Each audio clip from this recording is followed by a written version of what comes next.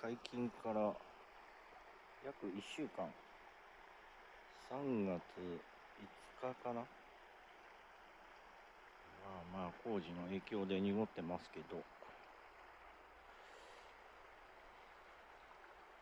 濁りはこの辺だけなんで、上流行けば濁りはほぼないと思われます。それでもやっぱ朝晩寒いっす。今週はマイナス行く日もあったりして、まだまだこれからかなーって感じっすね。